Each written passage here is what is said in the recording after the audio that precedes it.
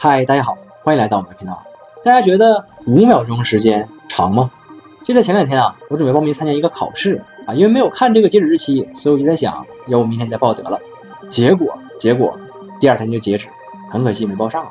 后来我发现啊，生活中很多时候啊，我都喜欢一拖再拖，我也不知道为啥就喜欢拖。然后在网上一查才发现，这个呢叫拖延症。其实拖延症啊，真的挺可怕的，最主要是特别耽误大事儿啊。很多人啊，也是因为拖延症啊，葬送了自己美好的人生，错过了大好的机会。然后我就在想，有没有什么方法可以改变当下，摆脱拖延症呢？有。就像我刚刚问大家，5秒钟时间长吗？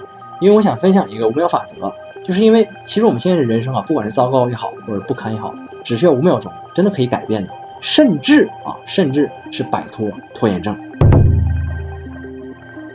这5秒法则啊，是由梅尔罗宾斯写的一本自我提升类的书籍啊。这本书写的挺好的，它的这个核心概念啊非常简单，并且非常具有力量。他说啊，在任何想法或者是冲动出现的5秒钟之内，要采取行动，否则呢，你就会被犹豫、恐惧或者是拖延阻止前进。那通过倒数5秒钟，你可以克服大脑的自我设限和逃避模式，打破拖延症和难以决策等等。那5秒法则为什么能够成功？就是因为它刻意的去屏蔽了你的这个感受，逼着你去行动。举一个简单的例子，比如说你在大街上看到了一个美女或者是帅哥，你特别想去认识他一下。那这个时候呢，你的这个需求就出现了啊，我想去认识一下这个人。然后呢，你就会去想，我今天穿的好不好看啊？我今天可能没洗脸，我这样去是不是不太礼貌？等等。然后可能就不了了之了。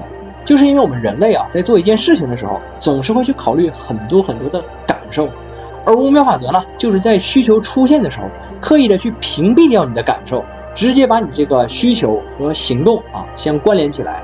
那这个步骤呢，就叫做夺回你自己的控制权。那这个作者是怎么样想到5秒法则的呢？这个比较有意思啊。有一天晚上啊，作者在那看电视，突然插了一个广告进来，那广告上面呢，就是有个火箭啊，5、4、3、2、1，就升天了，就这么一个画面。那个时候作者的生活其实并不是很好，他想改变当下的困境，那就从最简单的事情做起，明天要早起。然后他正好看到了这个5秒的这个火箭倒计时，他就把自己早起跟5秒倒计时这个事情连在一起。他就想啊，明天早上起来我一定要准时起床，就像这个火箭发射一样啊，必须5秒钟之内起来，这样的话我就没有时间去犹豫了。那灵感它就是这么来的啊。很多人呢都想要去改变，那就是不知道怎么样去开始。那5秒法则怎么去使用呢？其实也没有那么难啊。最重要的呢，就是要倾听内心的呼唤，然后专注于倒数这件事情上。你的大脑和你的身体就会发出一个信号啊，告诉你，我要把这个精力放在倒数上面了。每当你对这个目标或者是承诺有了这个行动的本能的时候，或者是对自己要该做的事情感到迟疑的时候，你这个时候就可以使用5秒法则了。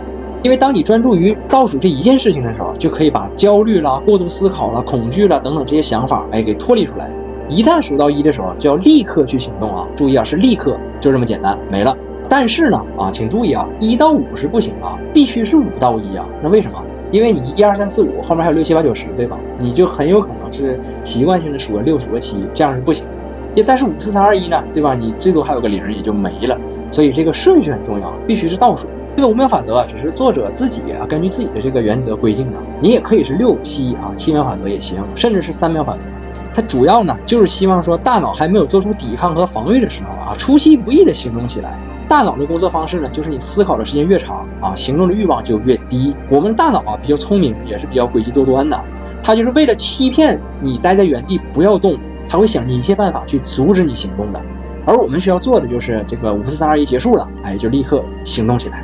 心理学家朱利安·罗达在1954年的时候提出了一个非常重要的概念，叫做心理控制点。你越相信自己能够掌控生活、行为还有未来，你就会越快乐、越成功。那有一件事情能够确保增加你对生活的掌控感，那就是对行动的偏爱。这个呢，就跟我上一期这个吸引力法则有很多相似的点。咱们总是把这个时间花在了思考上面想的越多，这个情况也就越糟糕。越想起我们的处境，我们越害怕。当我们把注意力集中在问题的时候，我们的大脑就会做出这样的一个反应，把这个问题给放大。通常来说大脑就会劝你三思而后行。当你被骗去三思而后行的时候，你就会被你的这个想法给困住，大脑呢就会有无数种的方法来说服你放弃这个行动吧，你不适合，别干了。这个呢就是我们很难做出改变的一个神经学上的一个原因啊。当然啊，我必须要说一下啊，不是什么事情啊都是我们无脑的就去无四三二一就去干就完事了啊。这个呢我们要理解一下理性和冲动之间的区别啊。5秒法则这个设计初衷啊是让你战胜内心拖延还有过度思考，让行动去代替犹豫啊，但并不是说让你随时根据冲动去做任何事情。如果说这个事情是负面的行为，比如说伤害自己或者伤害他人，那这样的话5秒法则反而不太适用，很可能让人失去理智。我们在这里只讨论积极类的啊。作者说要行动起来，要相信自己的第一感觉，但不是说仅仅是相信直觉这么简单。来自亚利桑那大学、康奈尔大学和杜克大学的一项新研究表明，你的大脑与行动的本能间有着强烈的关联。当你设定了一个目标的时候，你的大脑就会罗列出一个任务清单。每当你看到某件事情和目标相关，大脑就会点燃你行动本能的信号，去完成这件事情，用来达成目标。当谈及改变梦想或者目标的时候，你必须要相信自己。这种信任应开始于倾听内心的直觉，并以行动来重视这种直觉。当你进行倒数的时候，你的思维呢就得到了一个改变。倒数的时候呢，打断了你默认的想法，做出了心理学家所说的断言控制。作者说了一句话，没有什么是值得怀疑的，如果有，那最值得怀疑的就是你的局限性。实现梦想的人和不去实现的人之间的区别就是开始的勇气和自律。我们大多数人都忽略了一点忧虑、自我怀疑、恐惧，这些思维模式都只是一种习惯，你无意识中重复这种模式而已。如果你想要改变什么坏的习惯，你就必须要找到其他行为来替换掉原有的这种重复行为模式。书里面有一个角色叫汤姆，汤姆跟他的同事们在一个餐厅庆祝一下，因为他们完成了今年的配额，并且呢顺利的签约了。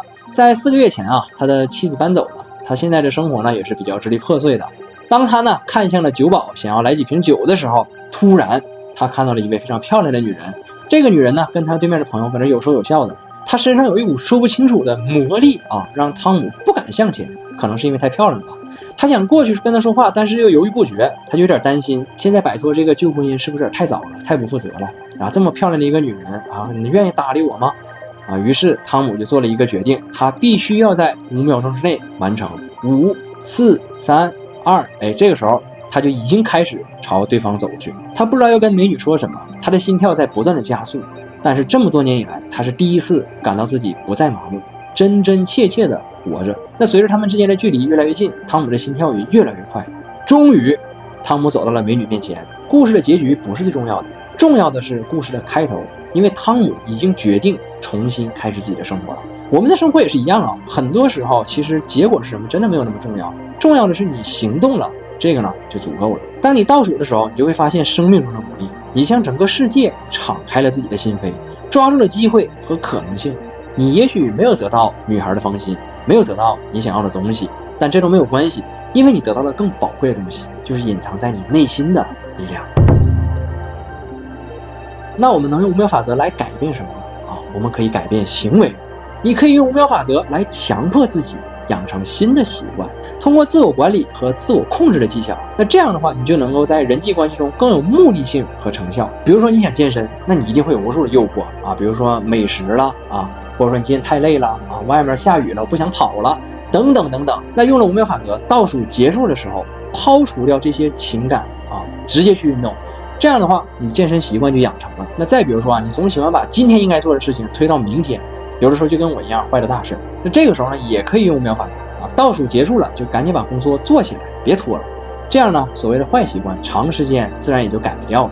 5秒法则也可以用来增强每日的勇气，成功是对有勇气人最好的奖赏。也许有的时候你需要做一些新的看起来很可怕或者不确定的事情，那这条法则呢，就可以平息你的自我怀疑，增强自信。自信是通过每日的勇气建立起来的，你越有勇气就越有自信。大家要记住自信就是由生活中点点滴滴那些小事成功所积累起来的。举一个简单的例子比如说要勇敢的说不。当自己已经感觉到很不适的时候，在心中倒数，在最后1秒的时候勇敢的讲出来不相信我，这样真的挺爽的。5秒法则还可以控制思想，我们也可以用5秒法则来停止负面的想法和无休止的担忧。啊，这些消极的想法会给你带来巨大的压力。你也可以改掉焦虑的习惯，战胜恐惧啊。比如说自己准备演讲，那紧张和不安一定会充斥着你的思想。当这些负面的想法开始浮现的时候，这个时候就要立刻倒数5秒了，然后深吸一口气，告诉自己我已经准备好了，我可以做到。那这个简单的倒数呢，就可以打断你这无尽的焦虑啊，让你重新聚焦。然后呢，再利用吸引力法则，相信自己已经顺利的完成了那场演讲啊，观众点头了，微笑了，整个过程都充满了自信。通过5秒钟的倒数，成功的从消极的思维中逃脱出来，把注意力转移到了积极和成功的结果上。当你讲出来第一句话的时候，是什么样结果其实已经不重要了，你已经从紧张不安的情绪中跳入到了新的情绪里，而改变你的生活真的只需要5秒钟。好了，以上就是我们这一期所要讲的全部内容了，也希望大家可以摆脱拖延症，早日实现自己想要的目标。那我们下期再见，拜拜。